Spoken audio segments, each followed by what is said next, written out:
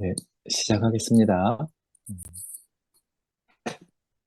오늘은 주로 로마서 7장에 중점을 두고 말씀을 드리겠습니다. 우리는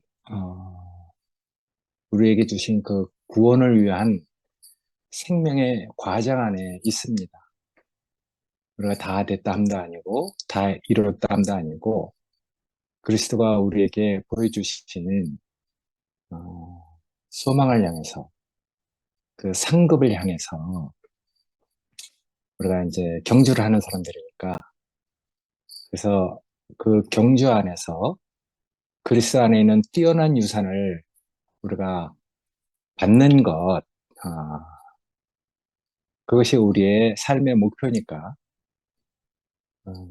그 결과는 아마 성령의 9가지를 열매 맺는 하나님의 성품을 우리 교회에서 각 지체들이 아름답고 영광스럽게 나타내는 그런 모습이 되겠죠.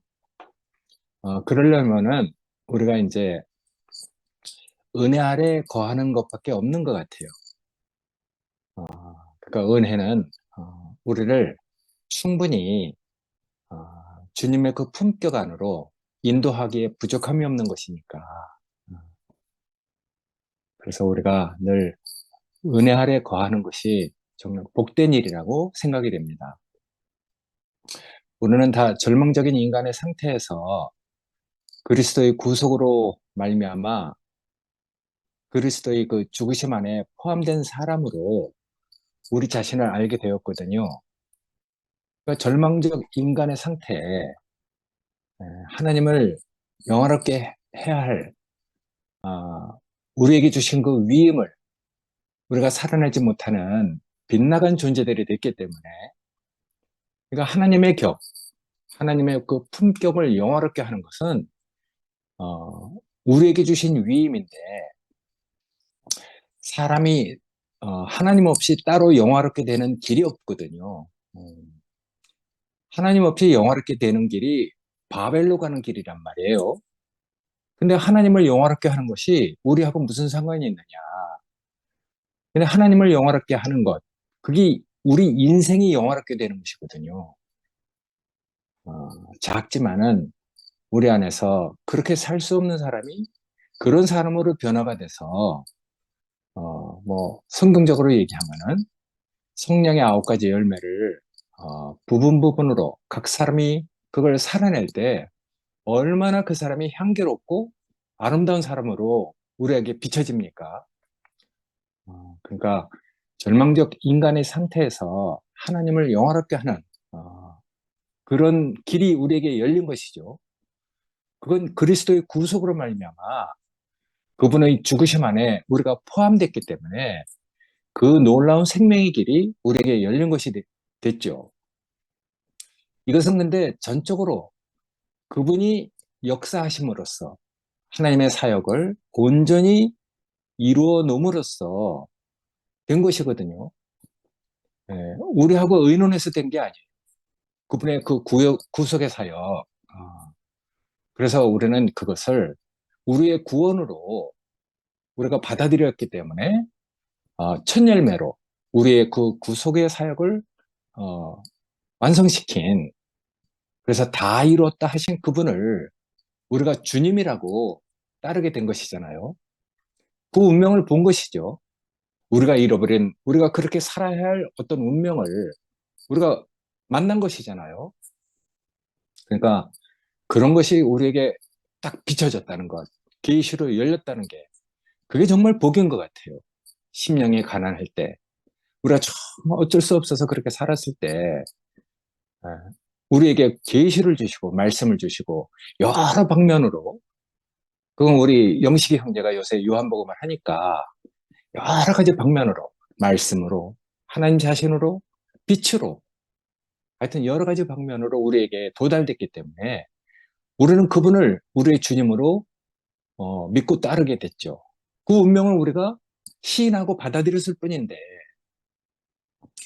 하나님이 우리에게 주신 운명의 길로 우리가 시인하고 따르게 되고 우리 자신도 그분을 따라서 정한 길을 가게 되고 우리 자신이 아버지가 주신 잔을 우리만큼 두렵고 떨리지만 그걸 받게 됐어요. 우리가 다른 길을 갈 수가 없는 사람으로 우리 자신을 알게 됐잖아요.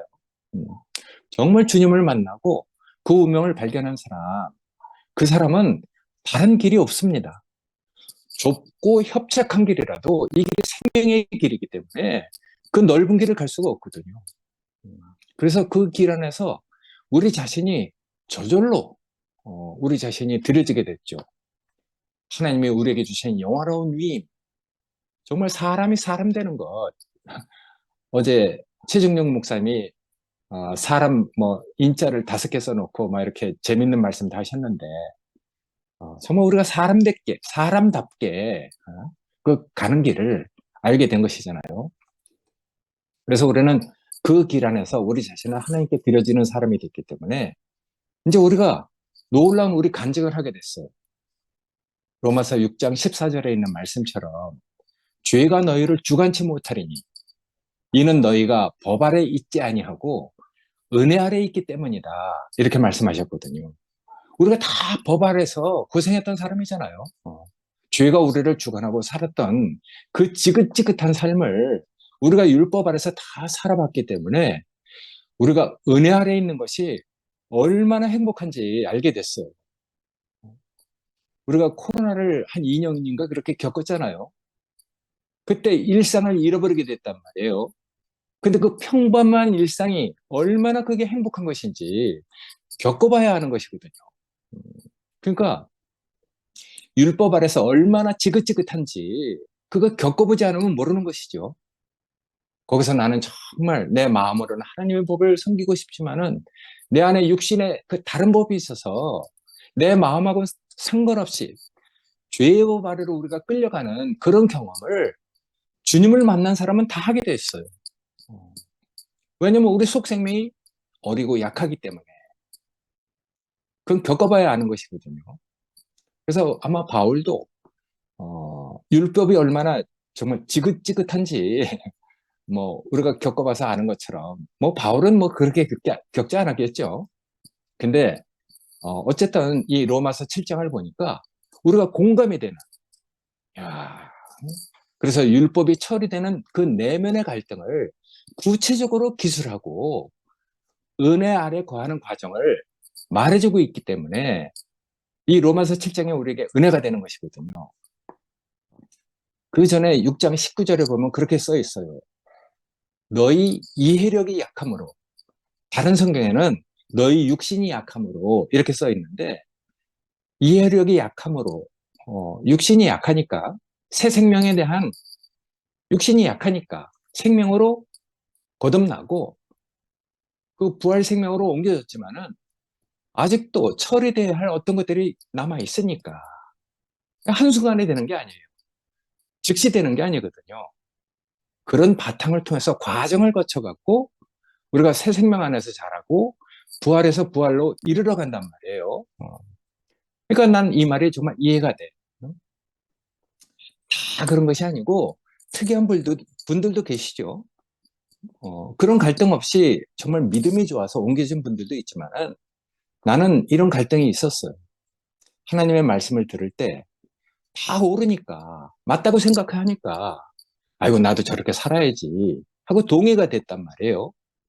근데 내 속생님이 약하니까 거듭난 부활 생명이 어리니까 하나님 말씀을 들을 때 대부분 이건 이렇게 해라 저건 저렇게 하지 말라 하라 하지 말라 이런 말로 들렸어요. 하나님 말씀은 지금은 생각해 보니까 뭘 하라 하지 말라는 말이 아니잖아요. 근데 난 그땐 그렇게 들었어요. 야, 그 지켜야 할 말씀으로 들으니까 구절에 있는 말씀대로 계명의 이름에 죄는 살아나고 나는 죽었도다. 그런 말씀처럼 그 분명히 말씀이 맞는데 살다 보면 그 말씀이 나를 죄 아래로 끌고 가서 난 사망 속에 빠져 있는 거예요. 이스라엘 백성에게 모세가 율법을 줬을 때 그랬잖아요. 하나님의 율법을 주니까 이스라엘 백성이 그 하나님의 말씀을 듣고 다 지킬 수 있을 것처럼 생각되니까 우리가 그 법을 다 준행하겠나이다. 이렇게 얘기를 했단 말이에요. 그래서 이스라엘 백성은 다 이제 율법에 빠지게 됐죠. 음. 그러니까 생명에 이르게 할 그 계명이 내게 대해서 도리어 사망에 이르게 하는 것이 됐거든요. 사실은 그럴 만한 이유가 내 안에 있었어요. 나라는 사람의 속성이 아직 그 계명을 내 자신으로 살아낼 만한 그 속생명의 강건함, 부활에서 부활로 이르러가는 그 속생명의 자라남, 그런 것이 없었기 때문에 내 육신이 약할 때, 내 이해력이 약할 때 그런 일을 겪었거든요. 내 안에 그럴 만한 이유가 있었던 거죠.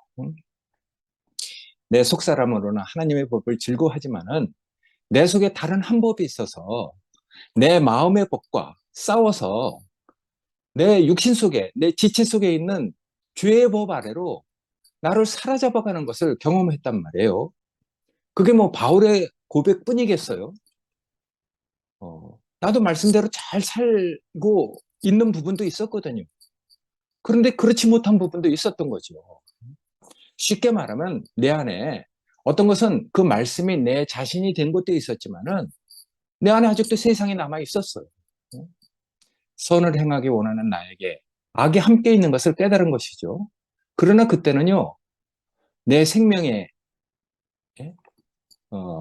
뭐 하여튼 그 힘이, 내 육신이 약해서, 하나님의 뜻에 대한 내 이해력이 약해서, 아마, 내 육신 속에 있는 그 법이, 더 강했던 것 같아요. 어, 그런 나를 시인하지 못했죠. 내가 내 자신을 알기가 참 어려운 것 같아요. 그러니까 이제 난 과정을 거쳤거든요. 그러니까 나는 그런 말씀 안에서 다른 사람이 나를 볼 때, 또 내가 내 자신을 생각할 때, 그때 이제 교회 짬밥도 있었으니까, 그래도 다른 사람이 날 이렇게 생각할 거야. 나도 또 이 정도는 다른 사람에게 이렇게 보이겠지. 맨 처음에 자연스럽게 됐지만은, 나중에는요, 그게 내가 안 되는 부분을 가지고 가식과 위선으로 살 수밖에 없었어요. 그 결과는 내 속생명이 약하니까 내가 원하는 바 하나님의 뜻을 그 따르고 하나님의 뜻에 따른 선언을 행하지 아니하고 도리어 원치 않은 악을 행하는 삶을 살게 됐어요. 어쩔 수 없죠, 뭐. 마음으로는 정말 하나님의 법, 말씀을 들을 때 얼마나 기쁩니까? 교회 생활을 할 때는 정말 즐거웠어요. 근데 내 속생명 안에 육체의 법이 또 강건하기 때문에 나도 모르게 또 그렇게 빗나가는 삶을 또 살게 됐거든요. 내가 그럴 때마다 그 갈등을 느낄 때마다 얼마나 하나님께 기도를 많이 했겠습니까? 내 안에 세상에 있으니까 내 필요가 늘 생기니까 아유 그러니까 뭐 기본적인 필요야 어쩔 수 없다지만은 나를 위한 필요가 생기니까 내가 기도를 했어요. 하나님 내가 필요가 생기지 않도록 해달라고 기도를 많이 했어요. 그래도 안 됐거든요. 왜냐하면 내 안에 세상이 있고 필요가 생기니까 필요가 우선이에요. 기도해도 굳게 마음먹어도 소용없었어요. 그렇게 10년 넘게 살아봤어요. 근데 내가 얼마나 고생을 했겠습니까?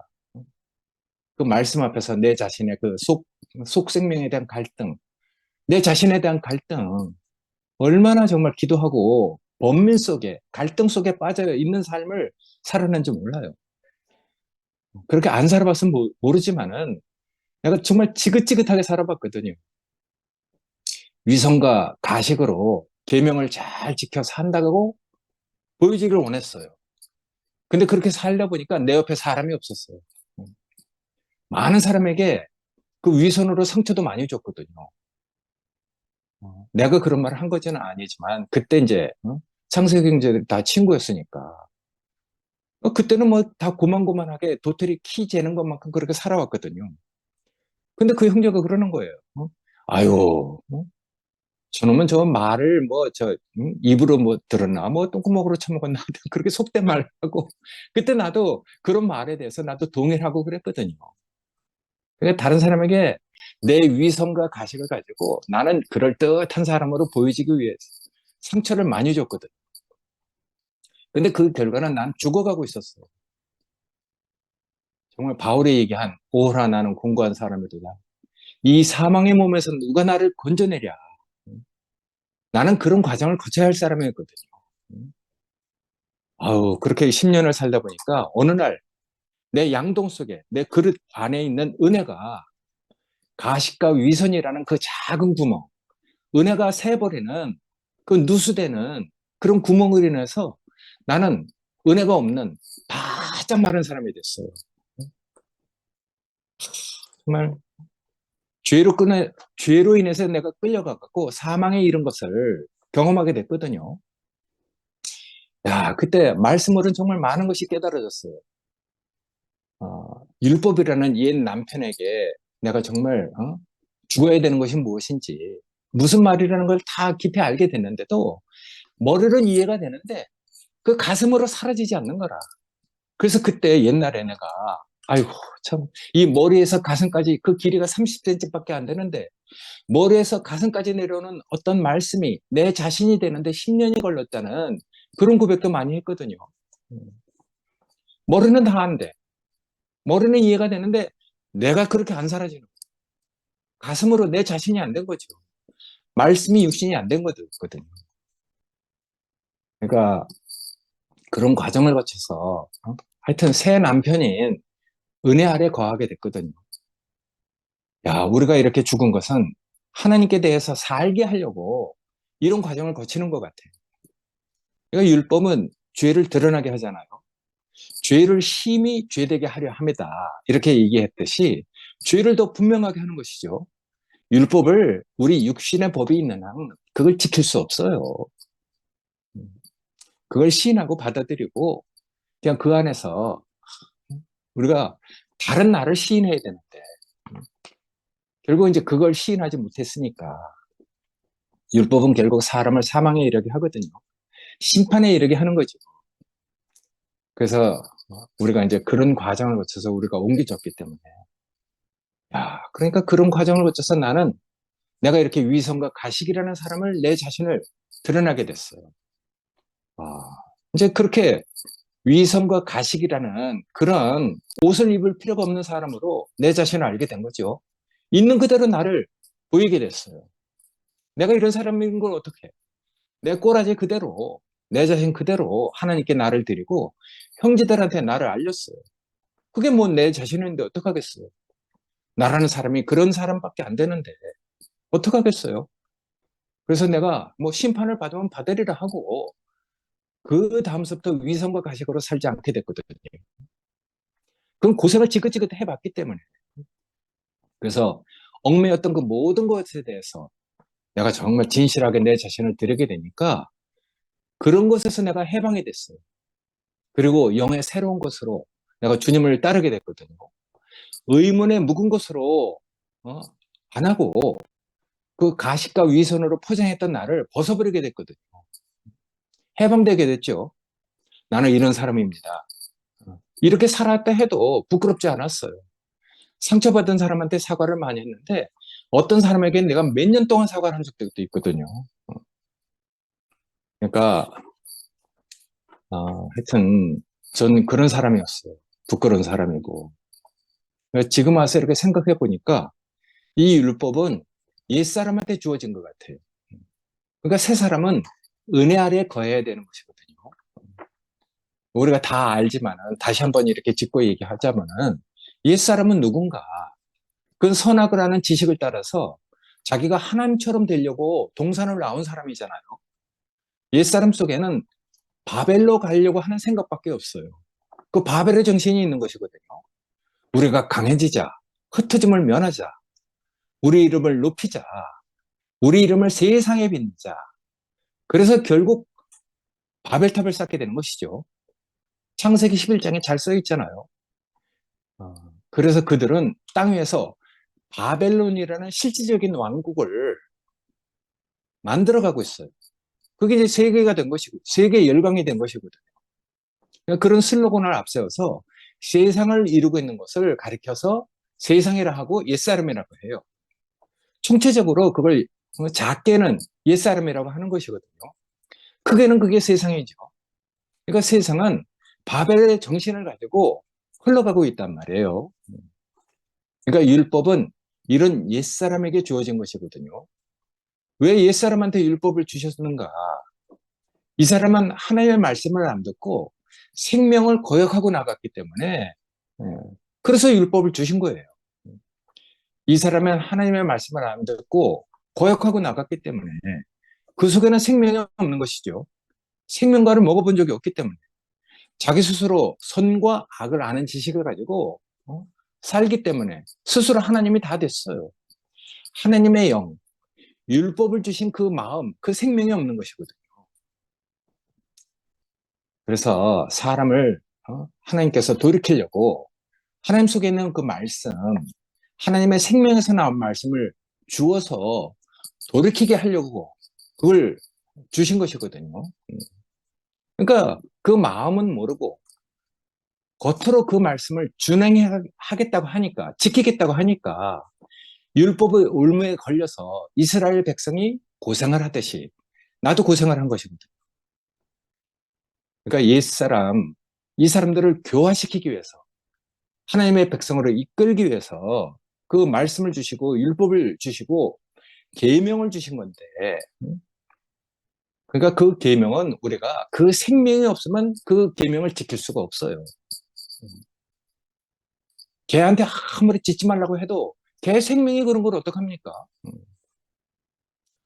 그러니까 율법으로 아무리 가르쳐도 그 안에는 하나님의 생명이 없으니까 율법을 주신 하나님의 마음, 하나님의 격이 없는 것이거든요.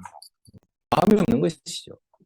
오히려 아담은 율법까지도 바벨론 왕국을 건설하는 것으로 쓰고 있어요. 그러니까 세상을 보면은 율법적일수록 더 잘 되는 것도 있어요. 그러니까 우리가 그런 것들을 다 이 짧은 시간에 얘기할 수 없지만은 하여튼 율법을 주신 또 다른 이유는 하나님이 그 인간들을 더 빗나가지 않게 하려고. 응? 완전히 빗나가면 하나님이 버려지잖아요. 로마서 맨 처음에 시작할 때 더러운 욕심에 내버려두고 마음에 하나님 두기를 싫어하는 썩어질 정욕에 내버려두고 3번이나 버렸다고 말씀하셨단 말이에요. 그렇게 버리지 않기 위해서 더 빗나가게 하지 않게 하려고 죄를 드러나게 해서 우리를 지키시려고 더 이상 타락하면 안 되니까 그래서 주신 것이 있거든요. 그래서 하여튼 우리는 이 율법을 통해서 우리의 옛사람이 예수와 함께 죽은 것으로 시인하고 받아들이게 됐어요. 경험해서 과정을 거쳐서 알게 됐거든요. 그래서 내가 예수와 함께 내가 죽은 사람이구나. 죽으려고 노력하는 게 아니라 이미 죽은 자구나 하는 것을 우리가 알게 됐죠. 예수와 함께 우리 옛사람도 죽은 거예요. 그거는 이제 십자가에 대해서 아주 탄탄하게 기초를 잘 놓은 뭐 덕란이 같은 그 자매들이 있으니까 그러니까 그 기초를 아주 튼튼하게 그 놓아주는 그런 사람들이 있다는 것도 우리가 감사해야 되는 것이거든요. 그러니까 옛사람이 죽은 것은 옛사람으로 살고 있던 바벨의 정신도 죽은 것이거든요. 이제 나를 위해서 살 필요가 없어. 나를 위해서 강해질 필요도 없고 내 옳은 의를 바벨탑을 쌓듯이 높일 필요도 없는 것이거든요. 항상 자기가 옳다는 게 문제가 되니까 자기 의의가 문제가 되니까 나도 그랬어요. 내가 옳으니까 내가 맞으니까 죽을 수가 없는 거예요. 그래서 다 대부분 그렇게 싸우거든요. 내가 하나님처럼 되려고 하니까 싸우는 것이죠. 근데 이제 내가 말씀을 따라서 은혜 아래 거하게 되니까 바벨의 정신을 따라서 살 필요가 없어요. 절망적인 사람으로 살다가 말씀을 따라서 은혜 아래 거하게 된 것이죠. 바벨의 정신을 따라서 절망적인 사람으로 살다가 말씀을 따라서 은혜 아래 거하게 되고 은혜를 따라서 사니까 내 안에서 감사가 나오게 된 것이거든요. 그래서 우리가 실상을 알지니 실상이 너희를 자유케 할 것이다. 진리를 알지니 진리가 너희를 자유케 할 것이다. 뭐 진리를 해석하기는 너무 어려우니까 우리가 율법이라는 실상을 우리가 알게 됐거든요. 얼마나 그것을 우리가 지킬 수 없는 사람인지. 그 앞에서 우리는 우리 자신의 그릇됨됨이를 시인하고 난 이렇습니다. 난 이런 사람입니다 하고 우리가 우리 자신을 하나님께 드리게 됐거든요. 위선과 가식, 율법이라는 그 정말 나를 죄 아래로 끌고 가는 그런 삶을 살아보지 않으면은 우리가 정말 그건 깨달을 수 없는 것 같아요. 근데 저라는 그릇은 그랬습니다. 그래서 하여튼 얽매였던 그 것에 대해서 죽은 시체처럼 살다가 냄새를 풍기고 살다가 이제 정말 그렇게 살지 않은 자리로 옮기게 됐단 말이에요. 그러니까 그렇게 살아봤기 때문에 하나님께 더욱 더 감사를 하게 됐죠. 그렇게 살지 않았으면 내가 하나님께 대한 감사도 아마 더 미진했을 거예요. 근데 정말 죽은 시체처럼 남에게 상처를 주고 판단하고 그렇게 정말 그렇게 살아봤기 때문에 이렇게 자리가 옮겨진 게 정말 감사가 되거든요. 근데 난 그렇게 살 수밖에 없었던 사람이에요. 우리 영식 형제는 정말 좋은 바탕, 할아버지의 그 신앙적인 바탕에서 나처럼 이렇게 고생을 할 필요가 없었던 그런 그 사람으로 이렇게 비춰지는데 하여튼 사람이 다 백인백색이니까 저는 하여튼 그런 과정을 거쳤거든요. 그러니까 하여튼 우리가 영의 새로운 말씀으로 하여튼 이 넘치는 세계로 옮겨주신 주님이 우리에게 하신 일, 그걸 감사하게 됐어요. 하나님께 대해서 산자가 돼서 여기 써 있는 대로 영의 새로운 것으로 우리가 부활해서 부활로 그리스도의 장성한 분량까지 이르러 우리를 은혜 아래 거하게 하신 것이 너무 감사가 되거든요.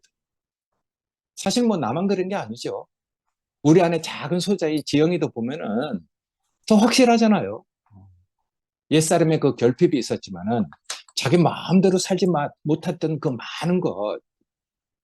근데 이제 그게, 옛날에는 우리가 지영이가 어떤지 다 알았잖아요. 근데 그렇게 살았던 지영이가 교회 사랑으로 그 사람이 가득 채워져 갖고 이제 그 지영이 안에서도 바벨의 정신이 없어.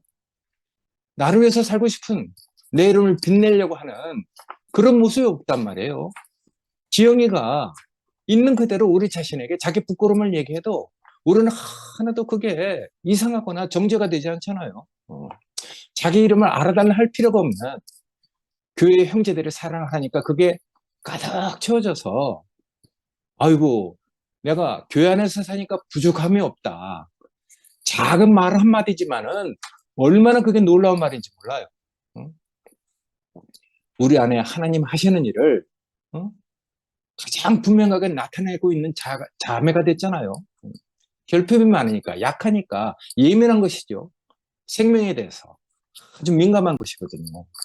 근데 이제 그런 민감한 것이 우리 안에서 사랑을 받고 충분하게, 하여튼 그 사랑이 채워지니까, 이제 자기를 위해서 자기를 알아달라 할 필요가 없는 사람이 됐어요. 야, 교회 생활 하는데 내가 부족함이 없다.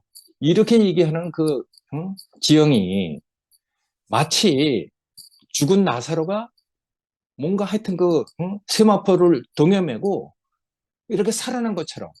그러니까 나사로는 아무 말을 안 하고 있지만은 하나님이 하시는 일을 가장 완전하게 드러나는 사람이 나사로잖아요. 지영이가 그런 사람이죠. 죽은 자 가운데서 산 자로 옮겨졌듯이 우리 안에서 작은 소재지만은 가장 분명하게 하나님의 일을 가장 분명하게, 가장 빛나게 드러내는 그 사람이 됐죠. 그러니까 작은 소자가 아니죠. 우리 안에서 가장 분명하게 하나님을 드러내는 사람이 됐으니까. 야, 그러니까 그런 결핍이 있는 그런 사람이 지금 완전하게 자기는 인생이 만족하다. 그러니까 자기 일을 뭐 알아달라거나, 어? 옛날에 우리가 그 말 많이 들었잖아요. 네가 왜 이러냐? 왜 나한테 소리치냐고 우리가 다 지형을 알게 됐는데 이제 그런 모습이 없어졌단 말이에요.